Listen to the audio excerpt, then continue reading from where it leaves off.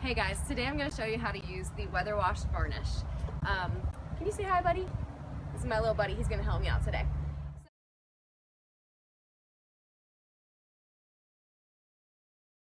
This kitchen island was originally, it's just beech wood, and it's been stained with our storm stain over here. So it's created this beautiful gray look. Now we just want to protect it with this beautiful varnish. Our Weatherwash Varnish is specially formulated to work the best on our Weatherwash stains.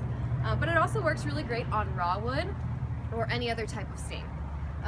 We especially want it on our Weatherwash stains because you worked really hard to create this beautiful gray Weatherwash look, right? And you don't want to use some other varnish on it. I mean, you could, but other varnishes out there tend to yellow or darken wood a lot. And our varnish is specially formulated to not yellow and to not darken nearly as much as other brands out there. So we definitely want to keep this looking beautiful and gray and not turning it yellowy brown color. So our varnish is water-based, so it's really easy to clean, really easy to apply. Is that it's low VOC, so I can feel comfortable using it with my son on my back, right? There are two different varnishes that we offer. We have satin, this is the one that we'll be using today. Our satin varnish has more of a light sheen to it, so it's kind of more glossy looking, whereas our flat varnish has a very matte look. So you almost don't even notice it's there. It looks like almost raw wood. Today we're going to be using the satin to give it a little bit of a shine. What type of projects do we want to use with our varnish? Well, we want to use it on furniture, anything that's touched a lot.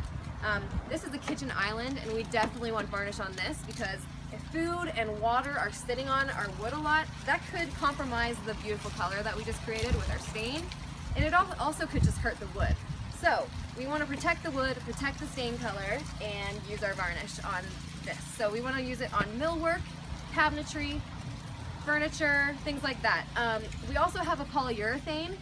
That is a little bit more intense of a top coat. We tend to use that on flooring because there's such high traffic and so many people walking on floors. So polyurethane on floors, varnish on furniture, millwork, cabinetry, anything like that. So to apply it, it's very easy. Today we're just going to be using this sponge brush. You can also use like a painter's brush, just make sure it's clean, and a good brush too. You don't want it falling apart and sticking into the varnish.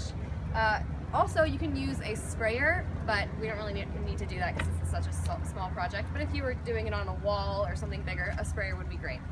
All you do is dip it in, and you want to do even layers, and it will self-level, which is great. You want to wait about 30 minutes to an hour, and then add another layer on. So we suggest using about 2 to 3 layers on furniture, especially things like countertops or island tops or anything that are touched a lot. You definitely want to have at least 2 to 3 coats. I'm going to show you how I apply this, and then we'll show you the finished product. Brush in there, make sure that your can has been mixed ahead of time so that everything is mixed well. Like I said, it's water-based, so you can see it's very thin and white and milky looking. So when you apply it, you want to just go in sections and apply it evenly. Keep your brush nice and wet.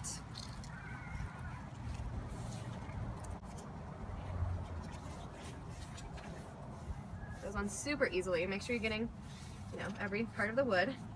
So I'm just going to do the top of this island first.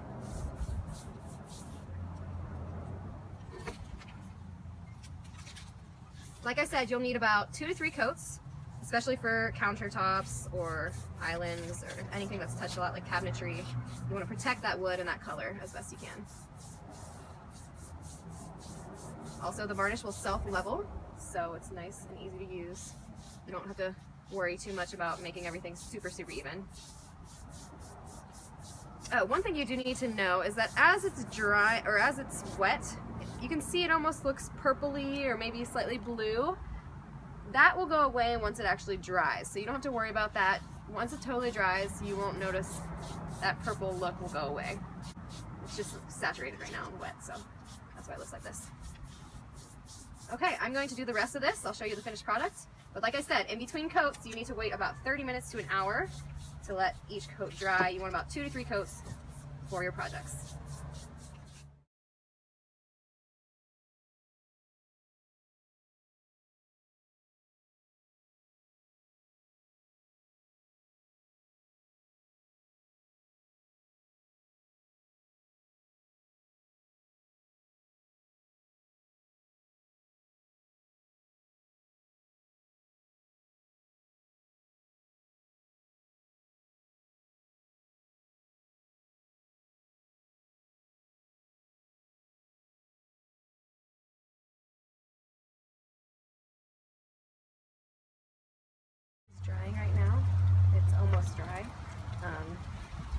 see it darkened a little bit. It'll lighten back up though once it's completely dry. And as you can see, that bluish purpley tone is going away as it dries.